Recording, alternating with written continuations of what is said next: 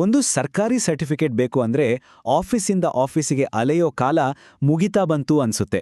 ಯಾಕಂದ್ರೆ ಕರ್ನಾಟಕದಲ್ಲಿ ಕೆಲವೊಂದು ಪ್ರಮುಖ ಡಾಕ್ಯುಮೆಂಟ್ಗಳನ್ನ ಪಡೆಯೋ ರೀತಿ ಈಗ ಸಂಪೂರ್ಣವಾಗಿ ಬದಲಾಗಿದೆ. ಬನ್ನಿ, ಈ ಹೊಸ ಡಿಜಿಟಲ್ ವ್ಯವಸ್ಥೆ ನಮ್ಮೆಲ್ಲರ ಸಮಯವನ್ನ ಹೇಗೆ ಉಳಿಸ್ಬೋದು ಅಂತ ಈ ಚರ್ಚೆಯಲ್ಲಿ ನೋಡೋಣ. ಗವರ್ಮೆಂಟ್ ಆಫೀಸ್ ಅಂದ ತಕ್ಷಣನೇ ನಮ್ಮ ತಲೆಗೆ ಬರೋದು ದೊಡ್ಡ ದೊಡ್ಡ ಕ್ಯೂಗಳು, ಮುಗಿಯದ ಕಾಯುವಿಕೆ ಅಲ್ವಾ? ನಮ್ಮಲ್ಲಿ ಬಹಳಷ್ಟು ಜನಕ್ಕೆ ಈ ಅನುಭವ ಆಗಿರುತ್ತೆ. ಆದರೆ ನೋಡಿ, ಟೆಕ್ನಾಲಜಿಯಿಂದಾಗಿ ಈ ಇಡೀ ಚಿತ್ರಣವೇ ಈಗ ಬದಲಾಗ್ತಾ ಇದೆ. ಮೊದಲಕ್ಕೆ ಹೇಗಿತ್ತು ಅಂದ್ರೆ, ಒಂದು ಜಾತಿ, ಆದಾಯ ಅಥವಾ ವಾಸಸ್ಥಳ ದೃಢೀಕರಣ ಪತ್ರ ಬೇಕು ಅಂದ್ರೆ ಸಾಕು, ನಾಡ ಕಚೇರಿ ಅಥವಾ ತಹಸೀಲ್ದಾರ್ ಆಫೀಸ್ಗೆ ಅಲೆಯಲೇ ಬೇಕಿತ್ತು. ಇದಕ್ಕೆ ಟೈಮು ಮತ್ತು ಎನರ್ಜಿ ಎರಡೂ ಸಖತ್ ಖರ್ಚಾಗ್ತಿತ್ತು. ಹಾಗಾದ್ರೆ ಈ ದೊಡ್ಡ ಸಮಸ್ಯೆಗೆ ಪರಿಹಾರ ಏನು ಅಂತೀರಾ? ಇಲ್ಲಿದೆ ನೋಡಿ ಉತ್ತರ. ಕರ್ನಾಟಕದ ಕಂದಾಯ ಸಚಿವರಾದ ಕೃಷ್ಣ ಬೈರೇಗೌಡರು ಒಂದು ಅದ್ಭುತ ಸುಧಾರಣೆಯನ್ನ ಘೋಷಿಸಿದ್ದಾರೆ.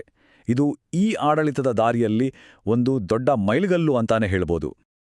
ನೋಡಿ, ಈ ಹೊಸ ವ್ಯವಸ್ಥೆ ಪ್ರಕಾರ ಜಾತಿ, ಆದಾಯ ಮತ್ತೆ ವಾಸಸ್ಥಳ ದೃಢೀಕರಣದಂತಹ 3 ಇಂಪಾರ್ಟೆಂಟ್ ಸರ್ಟಿಫಿಕೇಟ್ಗಳಿಗೆ ಈಗ ನೇರವಾಗಿ ಆನ್ಲೈನ್ನಲ್ಲೇ ಅಪ್ಲೈ ಮಾಡಬಹುದು. ಕಂದಾಯ ಇಲಾಖೆಯ ಸೇವೆಗಳನ್ನ ಇನ್ನಷ್ಟು ಜನಸ್ನೇಹಿ ಮಾಡೋದಕ್ಕೆ ಇದು ಒಂದು ದೊಡ್ಡ ಹೆಜ್ಜೆ. ಸ್ವತಃ ಕಂದಾಯ ಸಚಿವರೇ ಹೇಳೋ ಹಾಗೆ ಇದರ ಮೂಲ ಉದ್ದೇಶನೇ ಟೆಕ್ನಾಲಜಿನ ಬಳಸಿ ಆಡಳಿತವನ್ನು ಜನರ ಮನೆ ಬಾಗಿಲಿಗೆ ತಲುಪಿಸೋದು. ಇದು ಕೇವಲ ಒಂದು ಸೌಲಭ್ಯ ಅಷ್ಟೇ ಅಲ್ಲ, ಆಡಳಿತದಲ್ಲಿ ಪಾರದರ್ಶಕತೆ ತರುವ ಒಂದು ದೊಡ್ಡ ಪ್ರಯತ್ನ. ಹಾಗಾದ್ರೆ ಈ ಹೊಸ ಮೊಬೈಲ್ ಸಿಸ್ಟಮ್ ಅಸಲಿಗೆ ಹೇಗೆ ಕೆಲಸ ಮಾಡತ್ತೆ, ಪ್ರೋಸೆಸ್ ಎಷ್ಟು ಸಿಂಪಲ್ ಆಗಿದೆ ಅಂತ ನೋಡೋಣ ಬನ್ನಿ. ಇದರಲ್ಲಿರೋ ಅತಿದೊಡ್ಡ ಅಡ್ವಾಂಟೇಜ್ ಏನಪ್ಪಾ ಅಂದ್ರೆ, ಇಡೀ ಪ್ರಕ್ರಿಯೆ ಕೇವಲ 3 ಸಿಂಪಲ್ ಸ್ಟೆಪ್ಸ್ನಲ್ಲಿ ಮುಗ್ದೋಗುತ್ತೆ. ಮೊದಲನೇದು, ಮನೆಯಲ್ಲೇ ಕೂತು ಮೊಬೈಲ್ನಿಂದ ಅಪ್ಲಿಕೇಶನ್ ಹಾಕಿ. ಎರಡನೇದು, ಅಪ್ಲಿಕೇಶನ್ ಸ್ಟೇಟಸ್ ಏನಾಯಿತು ಅಂತ ಪ್ರತಿಯೊಂದು ಅಪ್ಡೇಟ್ ನಿಮಗೆ SMS ಮೂಲಕನೇ ಬರುತ್ತೆ. ಕೊನೆಗೆ ಸರ್ಟಿಫಿಕೇಟ್ ಅಪ್ರೂವ್ ಆದ ತಕ್ಷಣ ಅದನ್ನ ಮನೆಯಲ್ಲೇ ಪ್ರಿಂಟ್ ತಗೋಬಹುದು. ಅಂದ್ರೆ ಆಫೀಸ್ಗೆ ಹೋಗೋ ಕೆಲ್ಸನೇ ಇಲ್ಲ. ಸರಿ, ಈ ಹೊಸ ಡಿಜಿಟಲ್ ಸೇವೆಗಳು ಬರೀ ಅನೌನ್ಸ್ಮೆಂಟ್ಗೆ ಸೀಮಿತನಾ ಅಥವಾ ನಿಜವಾಗ್ಲೂ ವರ್ಕ್ ಆಗ್ತಿದ್ಯಾ? ನಂಬರ್ಸ್ ಏನ್ ಹೇಳುತ್ತೆ ನೋಡೋಣ. ಅಬ್ಬಾ, ಕಳೆದ ಒಂದೇ ವರ್ಷದಲ್ಲಿ ನಾಡ ಕಚೇರಿಗಳಿಗೆ ಬಂದಿರೋ ಒಟ್ಟು ಅಪ್ಲಿಕೇಶನ್ಗಳ ಸಂಖ್ಯೆ 1,06,00,000ಕ್ಕೂ ಹೆಚ್ಚು. ಇದು ನಮ್ಮ ಸರ್ಕಾರಿ ಸಿಸ್ಟಮ್ ಮೇಲೆ ಎಷ್ಟೊಂದು ಪ್ರೆಷರ್ ಇದೆ ಅಂತ ಕ್ಲಿಯರ್ ಆಗಿ ತೋರಿಸುತ್ತೆ.